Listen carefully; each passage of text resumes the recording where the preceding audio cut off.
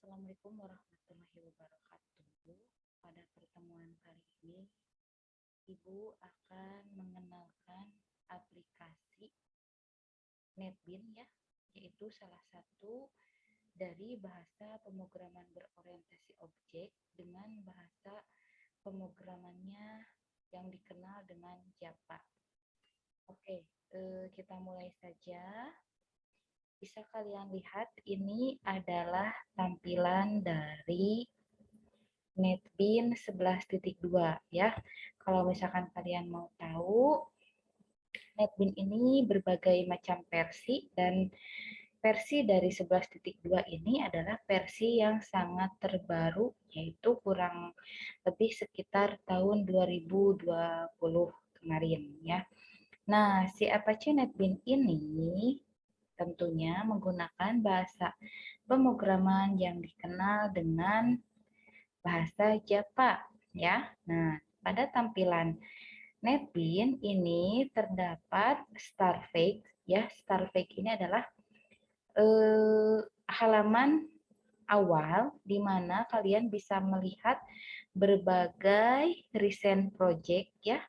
Artinya project apa saja yang pernah dibuka di aplikasi NetBeans ini ya. Nah, kemudian kalian juga bisa melihat apa sih yang baru ya. Tentunya untuk melihat segala yang terbaru di NetBeans itu tentunya kalian harus terkoneksi dengan internet. Oke, pada bagian atas ya. Nah, terdapat menu bar di mana masing-masing menu ini memiliki fungsi. Yang pertama ada menu file ya. Menu file ini memiliki tools new project, artinya project baru yang akan kita buat ya. Nah, kemudian ada new file, file apa atau file terbaru ya yang akan kita buat. Kemudian di sini juga ada open project, itu artinya project yang udah kita tutup, kita bisa buka kembali. Dan catatannya adalah setiap kalian membuka project, ketika mau udahan ya, mau resign dulu, istirahat dulu, kalian wajib close project-nya. Nah, makanya di sini ada open project ya, fungsinya sebagai pembuka lagi. Kenapa? Kenapa harus dibuka? Kita harus tahu bahwa yang namanya Java atau NetBeans ya, Java, dia ketika dikompilasi itu eh, akan berubah menjadi bytecode ya, dan bytecode ini harus benar-benar dijaga dengan baik karena nanti bytecode ini akan dikenali oleh komputer, oleh sistem operasi lain ya, platform yang lain yang nantinya bisa dibuka kembali di sistem operasi yang lain ya, intinya seperti itu. Oke, jadi intinya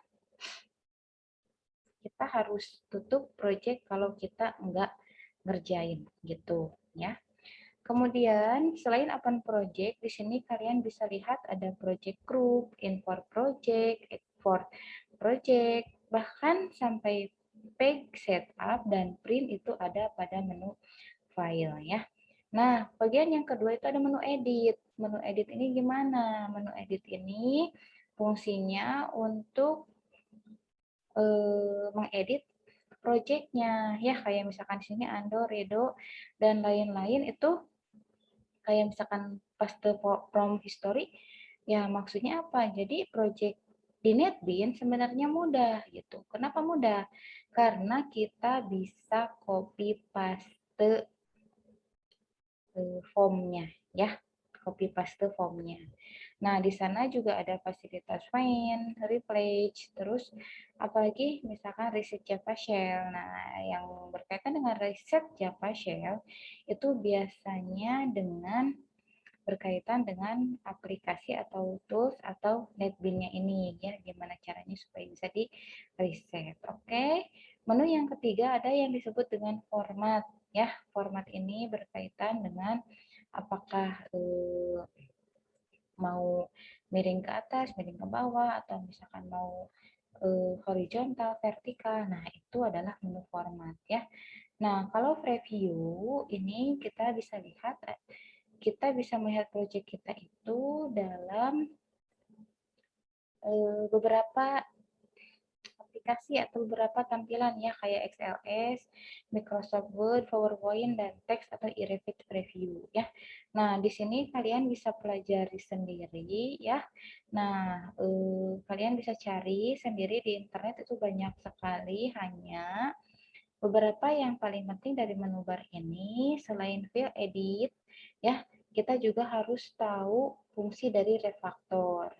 Nah, refaktor ini biasanya berfungsi untuk menyalin keseluruhan form termasuk kode programnya gitu, baik dalam satu project atau berbeda project ya. Kemudian di sini juga yang paling penting, gak kalah penting, itu adalah run. Run ini berfungsi untuk menjalankan program, atau misalkan build project, clean and build project. Nah, ini si Japa ini, maaf, si NetBeans ini dia ada fasilitas clean and build project, itu fungsinya untuk membuat file jar ya. Kalau misalkan file jar, kalau Japa kita itu udah ada file jarnya, maka si aplikasi ini bisa kita buatkan atau kita lepaskan dari NetBeans-nya gitu ya. Nah, pertanyaannya, mungkin kalian bertanya-tanya, kenapa ini tidak aktif semuanya gitu? Jelas tidak aktif. Kenapa? Karena Ibu belum buat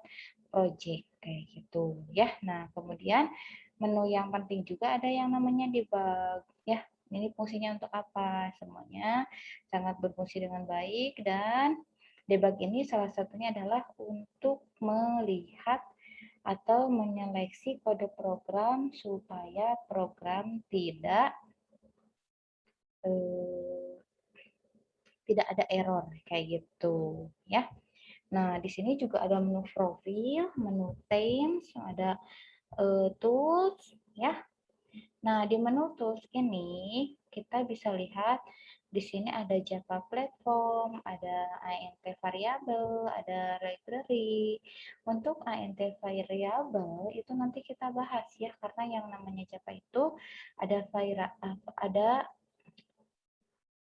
variabel dan konstanta ya. Dan yang paling penting di sini ada valet juga, ada plugin juga. Nah, fungsi plugin itu fungsinya adalah untuk menambahkan komponen aplikasi. Contohnya misalkan kalau aplikasi kita ada laporan, ya berarti harus tambahkan plugin kayak gitu. Ya, apa pluginnya? Pluginnya adalah e-report.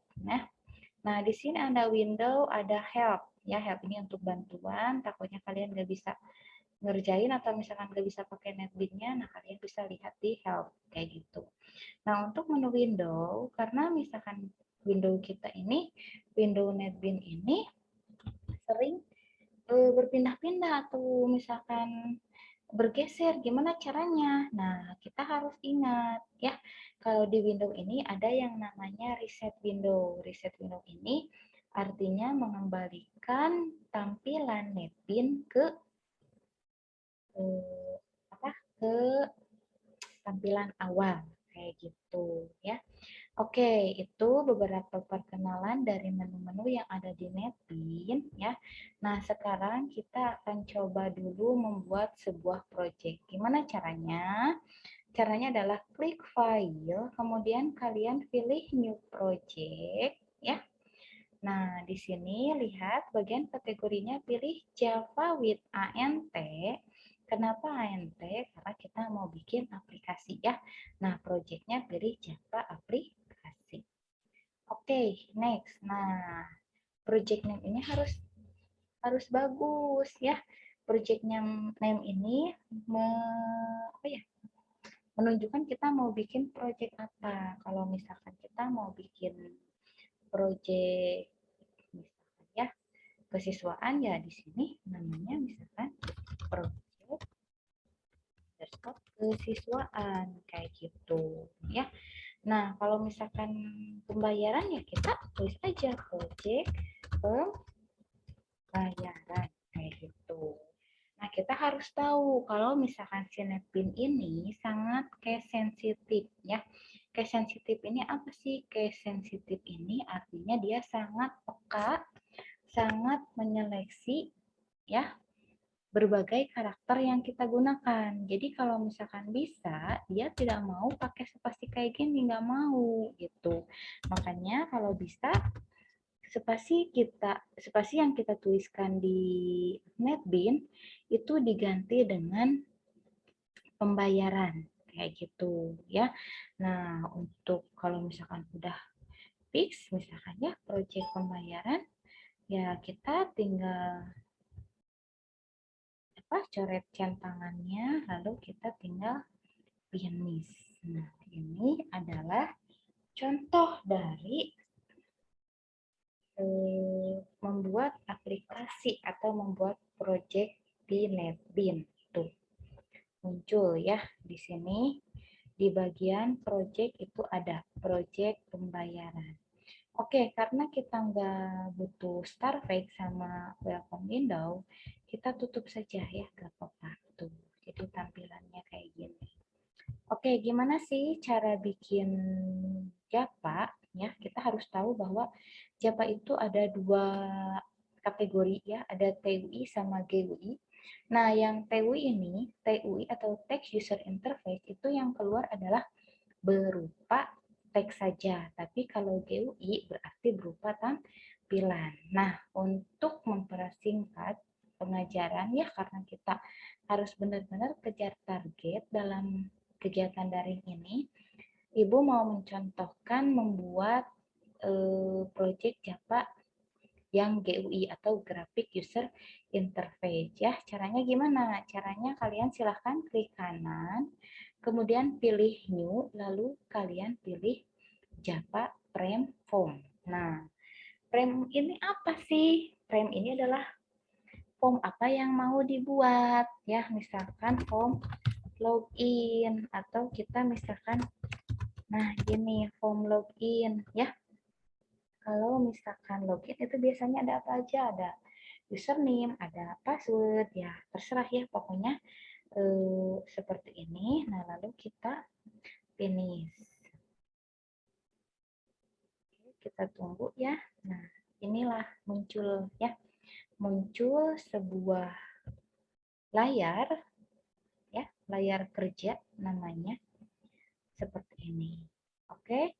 Kalau udah kayak gini gimana sih? Silahkan kalian isi. Lihat, di sini ada yang namanya palet. Ya. Palet ini berfungsi untuk menambahkan komponen pada form. Ya. Nah, berkaitan dengan PBO, PBO itu apa sih? Pemrograman berorientasi objek. Kenapa NetBean? Nah, Ibu kenalkan bahwa form ini adalah objek. Ya, dan atributnya adalah di sini. Silahkan kalian mau ngisi apa.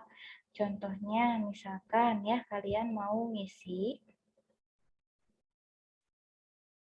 judul.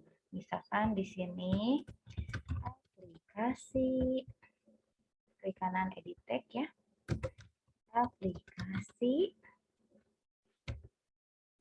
penjualan sebelah misalkan ya. Nah, kalian lihat ketika kalian menambahkan sebuah atribut dari palet, maka di sini juga lihat frame-nya itu bertambah bahwa atributnya itu ada label ini ya ini, tulisannya aplikasi penjualan sebelah kayak gitu ya. Nah, ketika kalian menambahkan lagi misalkan di sini ya mau nambahkan foto pakai apa sih? Pakai label ya. Tuh, ya. Kalian tinggal menambahkan icon pada label yang kedua tadi, ya. Nah, kalau misalkan fotonya ada di luar ya, kita tinggal ini aja, tinggal ekspor aja, ya. Misalkan di mana sih? Oke, kita lihat Ibu punya icon apa ya. Coba angka 1 apa ya? Kembali lagi, bentar. Coba apa deh? Misalkan kantor apa ya? Penjualan sebelah. Kita coba lihat ya. Misalkan kayak gini ya. Nah, ini adalah cara menambahkan file atau menambahkan foto. Kita pakai icon ya. Nah, kalau kalian suka dengan beberapa tulisan, nah kalian juga bisa menggunakan properties gitu. Properties itu gunanya untuk menghias atau menambahkan atribut supaya lebih bagus gitu ya. Nah, misalkan karena kita form login ya silakan. Berarti apa aja sih yang dibutuhkan ketika kita mau punya mau bikin itu gitu ya, mau bikin form login. Nah, ini contohnya ya, username, terus yang kedua itu adalah password. Kalau misalkan kalian mau bikin aplikasinya bahasa Inggris, kalian juga harus menggunakan semuanya bahasa Inggris ya. Jangan sampai misalkan kalian menggunakan bahasa Inggris tapi ke dalamnya itu bahasa Indonesia. Nah, itu nggak enak kan ya, nggak boleh kayak gitu. Oke, kita lihat ya, biar nggak geser-geser, kita klik kanan, layoutnya coba pilih absolute layout. Ya, sudah selesai? Sudah, kita lihat. Oke, inilah ya, inilah aplikasi. Maaf, salah satu contoh membuat form di dalam project. Gimana sih caranya? Pakai run file ya. Kita lihat apakah berjalan. Sebentar.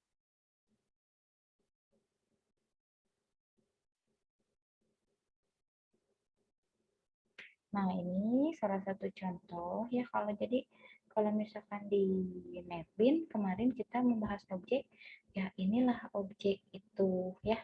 Inilah objeknya, di mana si objek ini dia punya atributnya aplikasi penjualan sebelah. Terus ada username, ada password, dan nama objeknya itu adalah form login. Terus apa sih metodenya? Lihat metodenya ini, form login ini bisa gimanain? Apakah bisa diklik atau misalkan bisa di double klik. Nah, itulah fungsi dari tombol. Kenapa si metode ini kalau dalam aplikasi itu berbentuk tombol ya, karena menunjukkan aplikasinya bisa diklik atau di double klik atau misalkan dicentang atau dan lain-lain, pokok nama yang berkaitan dengan metodenya kayak gitu ya. Nah, tuh ya, ini adalah contoh keberhasilannya ya.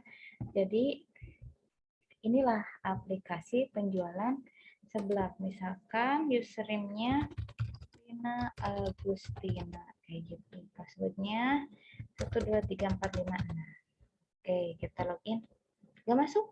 Iyalah, gak masuk karena kita belum bikin menu utamanya dan kita belum melingkan antara form login dengan form menu utama. Oke, gitu.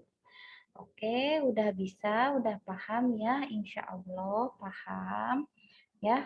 Nah, inilah salah satu cara untuk bikin form ya. Inilah pengenalan dulu aplikasi apa yang akan kita gunakan dalam pembelajaran berorientasi objek. Oke, kalau gitu terima kasih sudah menyimak. Sampai ketemu di pertemuan selanjutnya. Assalamualaikum warahmatullahi wabarakatuh.